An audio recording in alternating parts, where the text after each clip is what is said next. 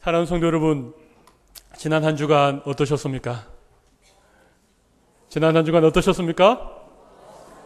예, 많이 힘드셨지요.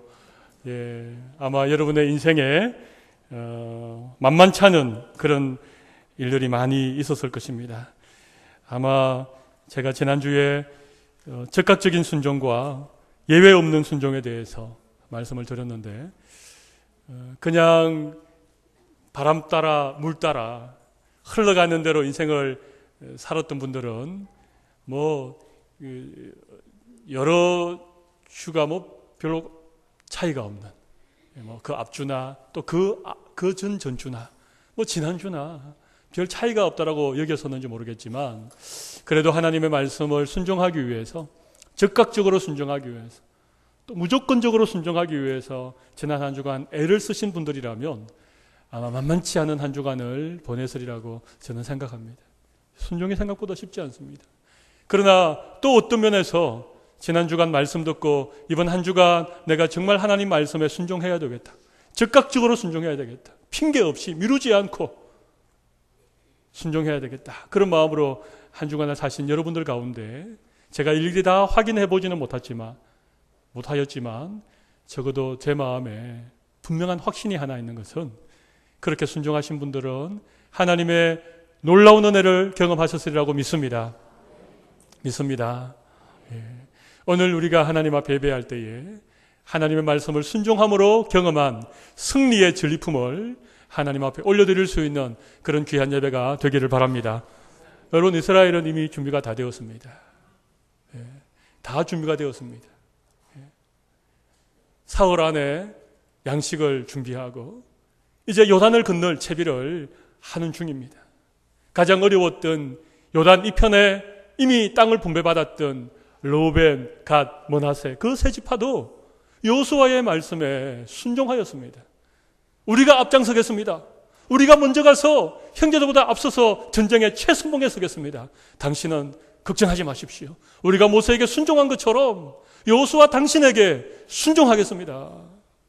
그러자 모든 이스라엘 백성들이 마음이 딱 하나가 되었습니다. 이제 신호만 떨어지면 요단을 건너 가나안 첫 성인 여리고를 향하여 돌격 앞으로 준비가 다 되었던 것입니다.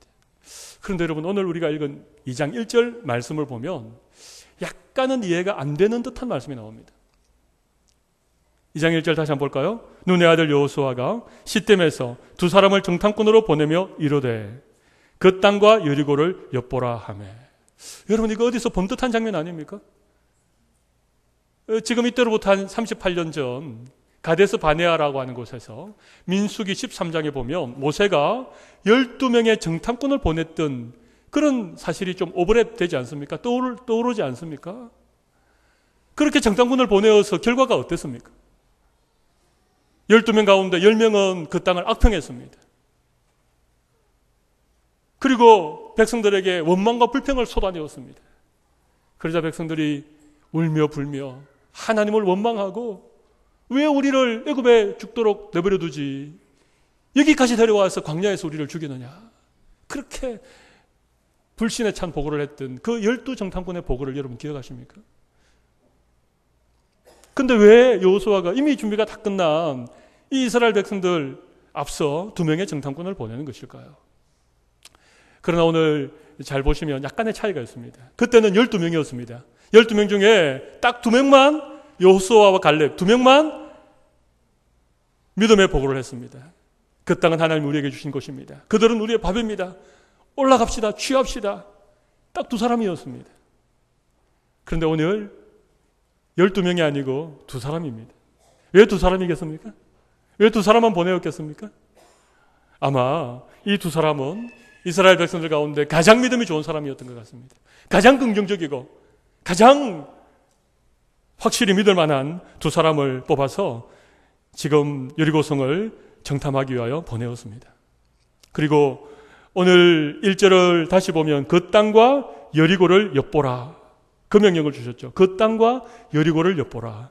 우리 한글 성경에는 그 땅과 여리고를 엿보라 이렇게 나와 있지만, 원래 원문을 보면, 영어 성경을 보면 특별히 여리고를 엿보라 그렇게 되어 있습니다. 여리고를 집중적으로 정탐을 하라는 것입니다. 왜 그럴까요? 여리고는 가나안 땅의 첫 성이고 요단을 건너자마자 제일 먼저 맞닥뜨릴 성이 여리고고 여리고가 가장 견고한 성이기 때문에 이 여리고를 무너뜨리지 않으면 가나안으로 진군이 안 되니까 그래서 지금 여리고를 자세하게 정탐하고 돌아오라고 하는 것입니다. 여러분, 이 여호수아가 두 정탐꾼에게 여리고를 엿보라고 하는 것은 민수기 13장에 나타나는 모세가 12정탐꾼을 보내었을 때 내렸던 명령과는 굉장히 차이가 있습니다. 민수기 13장 8절에서 10절 보면 이렇게 나와 있습니다. 그 땅이 큰지 좁은지 인구가 많은지 적은지 성이 견고한지 그렇지 않은지 그 땅을 두루두루 다니면서 다 살펴보라고 그랬습니다. 그러나 오늘 여호수아는 이 두 정탐꾼에게 정확하게 여리고를 엿보라고 그렇게 얘기하고 있는 것입니다. 이 얘기는 지금 여호수아가 이제 진군 앞으로 하겠다는 것입니다. 작전을 세우고 전략을 짜기 위해서 그 여리고를 과연 우리가 어떻게 공략을 해야 될 것인가? 어떻게 그 성문을 깨트리고 어떻게 벽을 넘고 여리고를 점령할 것인가? 그것 때문에 두 사람을 보낸 거예요. 그것 때문에 보낸 것입니다. 하나님의 말씀에 순종하기 위해서 지금 여호수아는 구체적인 일을 지금 실천하고 있는 것입니다. 구체적인 계획을 하나하나 실제로 한 걸음 한 걸음 그렇게 믿음의 발을 내딛고 있는 그런 상황 속에서 두 정탐꾼을 여리고로 보내었던 것입니다. 여러분, 그런데 생각해 보십시오. 이 두 정탐꾼이 여리고 성을 제대로 정탐을 하고 임무를 완수를 했습니까? 아니면 그렇지 못했습니까? 여러분은 어떻게 생각하십니까? 임무를 완성했다고 생각하십니까? 임무를 제대로 수행하지 못했다고 생각하십니까? 보는 관점에 따라서 다를 수 있다고 생각합니다. 그러나 사실은 좀 엄밀히 말하면 이 두 사람은 여리고를 전혀 정탐하지 못했습니다. 들어가는 순간 라합의 집에 들어가서 유숙을 했는데 이미 그들의 탈로가 밝혀진 것입니다. 밤중에 이스라엘 사람 몇 사람이 요단을 넘어 이 성으로 들어왔다. 이 첩보가 여리고 왕에게 전해지고 왕이 급하게 사람을 라합의 집에 보내어서 너의 집에 들어온 그 정탐꾼들을 그 스파이를 잡아내라. 그렇게 된 것입니다. 그러니까 꼼짝없이 죽어야 될 상황이었는데 그나마 라합이 그들을 숨기고 그 왕이 보낸 신하들을 돌려보냈기 때문에 그들이 목숨을 부지할 수 있었습니다. 그리고는 라합이 줄을 내려서 여리고성을 빠져나가게 하고 산속에 3일 동안 숨어 있다가 잠잠해지자 다시 요단을 건너서 이스라엘 백성에게 돌아갔습니다. 그러니까 이 두 정탐꾼이 여호수아는 여리고를 엿보라는 말은 look out입니다. 자세히 살펴보라는 얘기입니다. 그런데 여리고를 전혀 못 봤습니다. 그냥 라합의 집에 갔다가 3대 밑에 숨었다가 줄 타고 내려와서 3일 만에 다시 강 건너 간 것입니다. 그런데 여러분, 놀라운 사실이 한 가지 있습니다. 여호수아는 가나안 땅을 주겠다. 그 땅을 발로 밟아라. 이제 일어나 요단을 건너가라고 하는 하나님의 그 말씀에 즉각적으로 순종하기 위해서 2명의 정탐꾼을 보내었습니다. 여리고를 정탐하기 위해서. 그 성을 어떻게 공략할 수 있을지, 그 견고한 성을 어떻게 깨트릴 수 있을지를 전략을 짜기 위해서 2명을 보내었는데 하나님의 계획은 여호수아와 우리 인간들의 생각과는 달랐습니다. 여러분, 하나님께서 그 여리고를 어떻게 이스라엘에게 주셨습니까? 그들이 창을 사용했습니까? 그들이 돌을 던졌습니까? 그들이 큰 수레를 가지고 성문을 깨뜨렸습니까? 그렇지 않았습니다.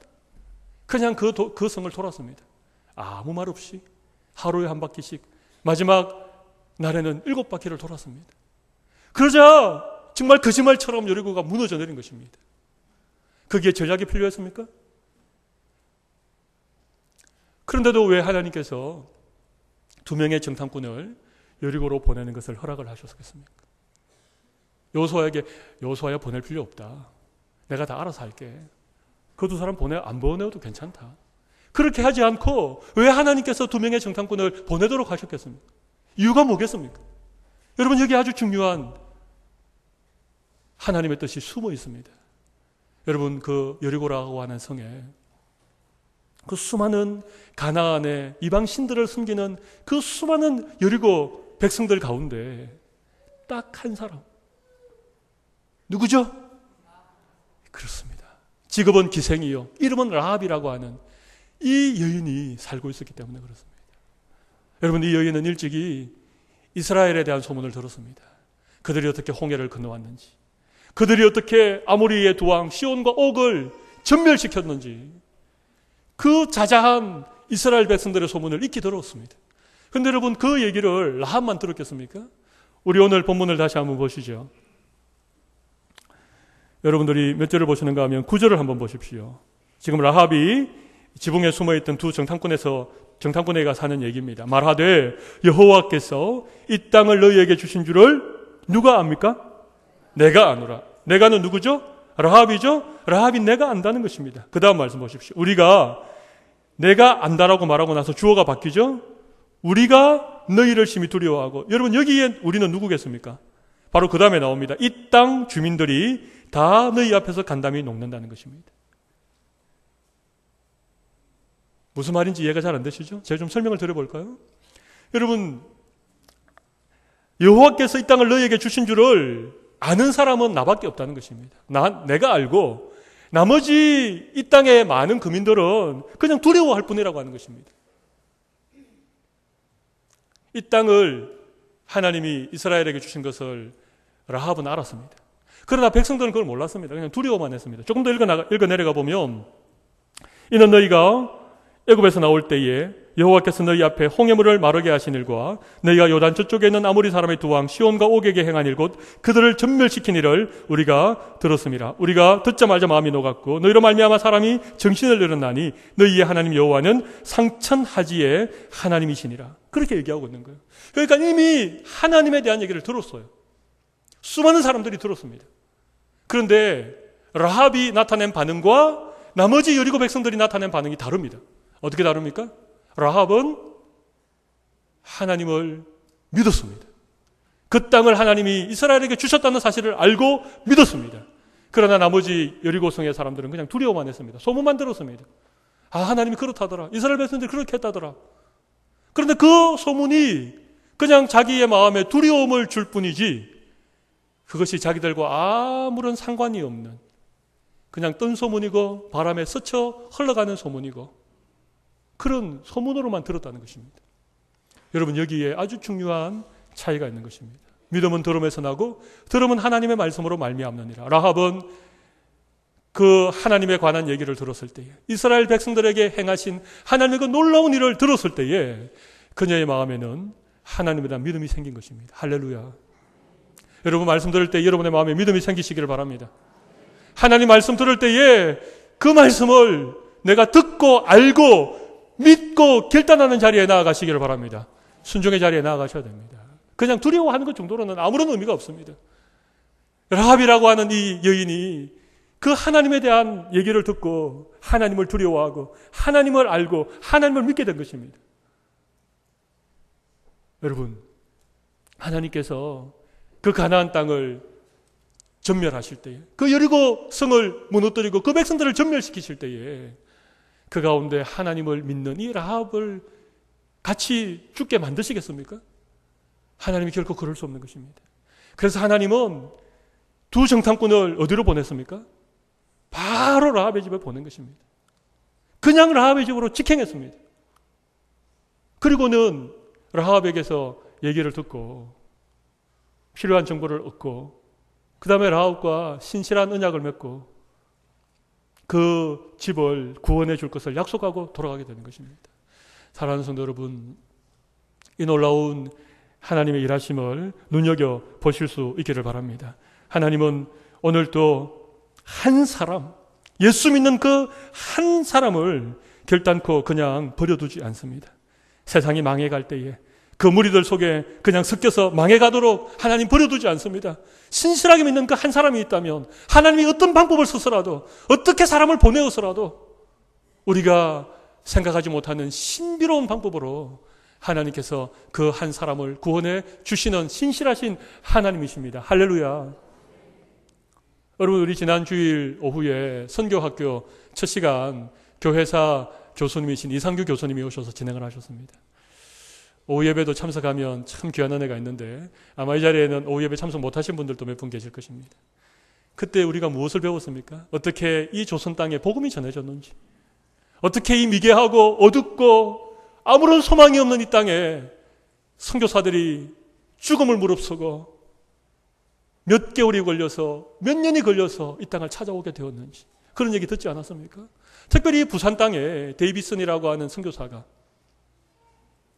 어떻게 들어오게 됐는지, 그리고 들어오자마자 병에 걸려서 며칠을 넘기지 못하고 이 땅에 첫 순교에 피를 뿌렸는지, 그것이 복음의 씨앗이 되어서 이 땅에 얼마나 수많은 영혼들이 구원을 얻게 되었는지 우리가 지난주 오후에 듣지 않았습니까? 여러분, 하나님께서 이 지역에 구원받을 영혼들이 있기 때문에 사람을 보내시는 것입니다. 선교사들을 보내고 누군가를 보내어서 그들을 통하여서 그 한 사람을 구원하기를 기뻐하시는 그 신실하신 하나님께서 오늘 우리의 하나님이신 것을 찬양합니다. 여러분, 라합은 많은 여리고 백성들 가운데 이렇게 말씀을 듣고 하나님을 믿는 여인이었습니다. 그래서 하나님은 정탐꾼을 보내게 된 것이죠. 정탐꾼은 여리고를 정탐하러 갔다가 여리고는 접어두고 라합을 만나서 라합의 얘기를 듣고 또 라합과 신실한 약속을 맺고 다시 돌아오게 되는 것입니다. 인간의 계획은 수포로 돌아갔는지 몰라도 신실하신 하나님의 계획은 철저하게 이루어졌는 줄로 믿습니다. 이 두 정탐꾼이 들었던 얘기는 사실은 대단한 정보였습니다. 아무리 여리고성을 돌면서 지형을 살피고 중요한 그런 곳을 살펴봐도 알 수 없는 그 백성들의 마음 상태, 그죠? 그 얘기를 라합에서 들었던 것입니다. 그러니까 정말 중요한 것을 보게 된 것이죠. 중요한 것을 듣게 된 것이죠. 여러분, 우리가 무엇을 보느냐, 무엇을 듣느냐가 얼마나 중요한지 모르겠습니다. 여러분, 우리가 믿음의 시각을 가지는 게 중요합니다. 항상 하나님의 관점으로 바라보고, 항상 믿음의 눈으로 바라보고, 항상 긍정적이고, 항상 적극적인 마음의 자세로 바라보는 게 얼마나 중요한지 모르겠습니다. 여러분, 똑같은 것을 봐도 믿음의 눈으로 보는 거하고 불신의 눈으로 보는 거하고 전혀 다릅니다. 여러분, 그렇지 않습니까? 누구에게서 듣느냐에 따라서 전혀 달라지는 것입니다. 여러분, 혹시 이런 얘기 들어보셨습니까? 아프리카의 신발판 얘기 들어보셨습니까? 어떤 신발 회사에서 2명의 바이어를 아프리카로 보냈다는 것입니다. 아프리카에 시장 조사를 해보라고. 근데 돌아와서 전혀 다른 얘기를 합니다. 한 사람은 돌아와서 거기는 아무도 신발을 신지 않아서 전혀 신발을 팔 가능성이 하나도 없습니다. 그렇게 보고를 했는가 하면, 또 한 사람은 어떻게 보고를 했죠?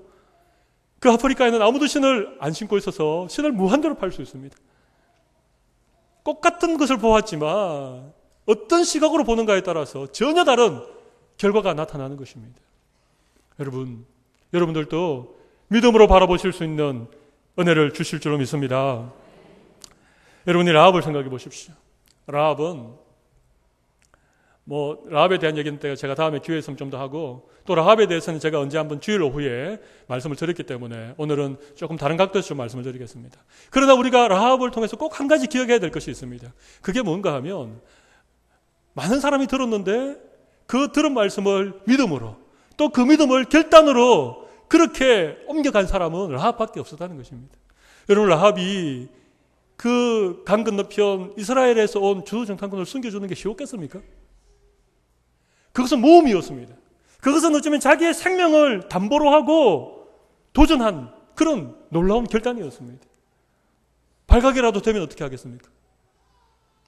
그리고 만약에라도 이스라엘이 여리고를 점령하지 못하면 또 어떻게 되겠습니까? 그렇지만 라합은 망설이지 않고 결단을 했습니다. 여러분, 믿음은 모험입니다. 믿음은 도전입니다.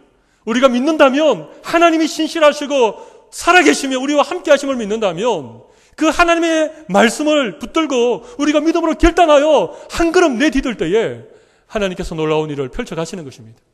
가만히 앉아있으면, 아무것도 하지 않으면, 여러분, 라합도 아마 여리고가 무너질 때에 아마 그 라합의 집이 그 성 위에 있기 때문에 제일 먼저 무너지지 않았겠습니까? 한 사람도 살아남지 못했을 것입니다. 그러나 라합은 믿음의 결단을 시도했습니다.